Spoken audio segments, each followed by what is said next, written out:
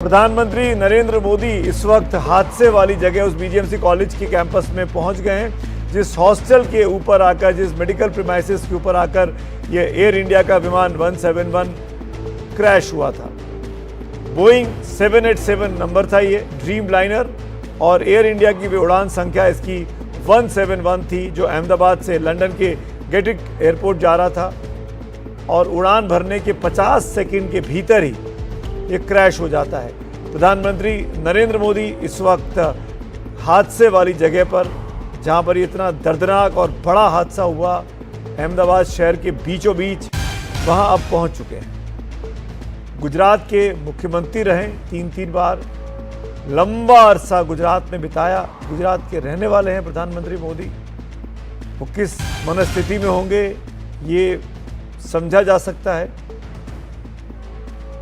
और जो सबसे सुरक्षित जगह मानी जाती हैं, वहां पर इतना बड़ा हादसा होगा।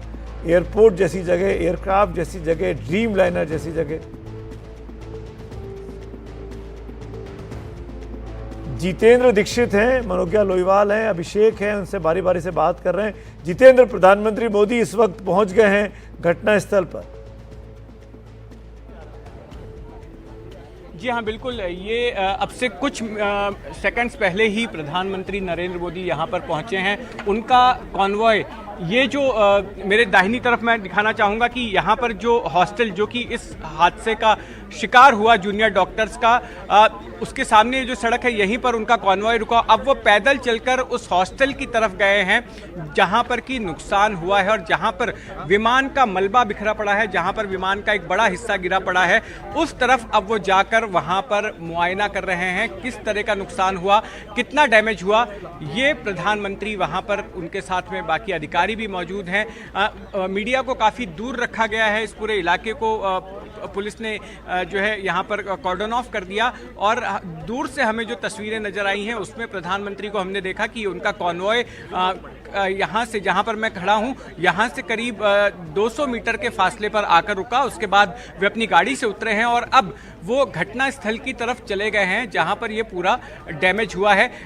बताया जा रहा है कि अगले 10 से 15 मिनट तक वो यहाँ पर रह सकते हैं। और यहाँ पर जो लोग इन्वेस्टिगेटर्स हैं, जो यहाँ पर मौजूद, जो यहाँ पर राहत कर्मी हैं, उनसे भी वो बातचीत करने वाले हैं और समझने की कोशिश करेंगे कि किस तरह से ये पूरा हादसा यहाँ पर हुआ था, किस तरह से कल दोपहर को 1:38 पर जो एयर इंडिया का विमान लंदन के गेटविक के लिए उड़ा, वो यहाँ पर कैसे दुर्घटनाग्रस्त हो गया। ये पूरा इलाका फ्लाइट पाथ के ठीक नीचे आता है, यानी कि जब अहमदाबाद हवाई अड्डे से कोई विमान टेक ऑफ करता है तो इसी इलाके के ऊपर से गुजरता है। और कल ये हादसा हुआ। यहाँ पर जो चश्मदीदों से हमने बात की तो उनका ये कहना था कि आमतौर पर जो विमानों की ऊंचाई होती है, कल के दिन ये जो विमान का हादसा हुआ वो काफ़ी कम ऊंचाई पर था और कुछ देर बाद ही ये जो इमारत है 5 मंजिलों की, इससे वो टकरा गया और इसके बाद धमाका हुआ और पूरे इलाके में काला धुआं फैल गया।